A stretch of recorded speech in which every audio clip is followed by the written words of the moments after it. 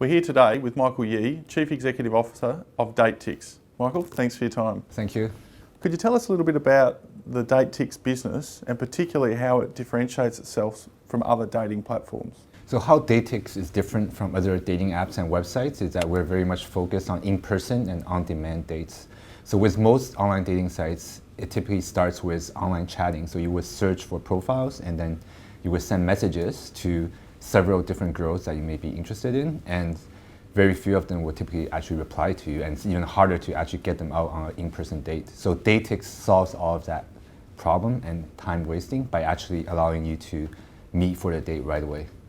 So it's almost like a traditional, technical dating platform in terms of it's a more face-to-face as opposed to more online. Yep, so it's similar to traditional brick and mortar matchmaking kind of business where you're guaranteeing offline dates, but we're really leveraging the power of mobile and location-based and internet to facilitate in-person on-demand dates using technology. And how has the business evolved over time? What are some recent milestones in particular that you've hit? Yep, so we've been developing our matchmaking engine since 2013, and we've recently launched our website in October. And just within our initial pilot user group of 3,000 users, we've been averaging close to 100 dates hosted per day. So maybe I'll give you an example of how the platform works. So let's say this Friday night, I want to date a girl for dinner at a French restaurant in downtown Sydney. Our team will actually curate a list of 20 high-quality restaurants in Sydney, and the date host would pick a specific restaurant. What his intentions are, is he looking for a girl for friendship, casual dating, or a more serious relationship? And then he will also specify whether the age range of the girl, like 25 to 29, blonde, at least 5'5", and then only girls that match those criteria will be able to see his date posting. Right, okay. And how have you found, I understand the pilot program, so demand has been strong? Yeah, it's been very strong in terms of user engagement and number of dates hosted and number of dates applied. So once we've completed our capital raising of 2 to 3 million, we're going to be significantly increasing our marketing spend. So we're really focused on first gaining traction in Hong Kong and then expanding to other cities around the world. And does it work for different cultures or geographical settings better than others, or is it a truly global opportunity? Yeah, we think it's a truly global market opportunity. So online dating itself is a 5 billion opportunity globally. And what we are focused on is really the major urban centers around the world, such as New York, London, Hong Kong, Singapore, Sydney, or Melbourne, where there's a large population of young single professionals, many of them just out of college, new to the city, and eager to meet new people. So the fundamental problem that we're solving is creating a platform and channel for them to meet new people, whether for romantic purposes or non-romantic. But we find out that in most cases, it's more for romantic. So I understand the market and I understand the scalability of it. How do the financial metrics work?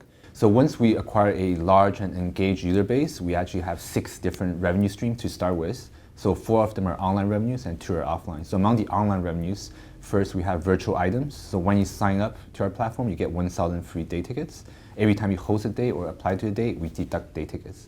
And once users run out of date tickets, they can use real money to buy it. Second is our premium subscription revenues, where we charge a monthly recurring fee for premium subscribers. If you become a premium subscriber, you get special benefits, such as getting your date listing featured and highlighted and having chat lines that never expire. We also have advertising revenue, where we charge local restaurants on a per date hosted basis. So it's performance-based advertising that really drives traffic to these small businesses locally. We also have e-commerce, where we actually sell vouchers that could be redeemed at the restaurant. So we're capturing a piece of the consumer spend during their actual date.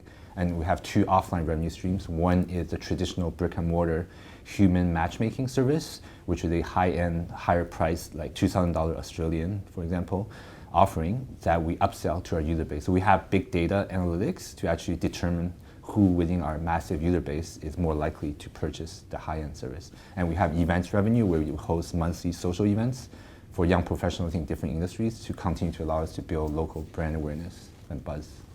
And in terms of upcoming milestones, what does the pipeline or the calendar look like for DateTix? Yep, so we're planning to launch our iOS and Android apps in the fourth quarter of this year.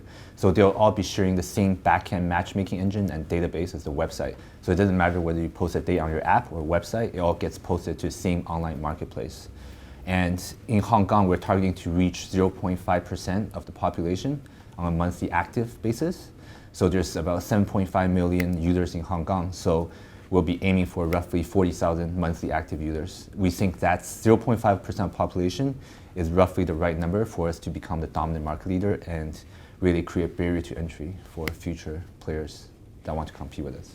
Michael, a very interesting technology based, as you said, on some historical beliefs and some historical practices, but really harnessing the power of technology. Yeah. Thank you for your time. Thank you.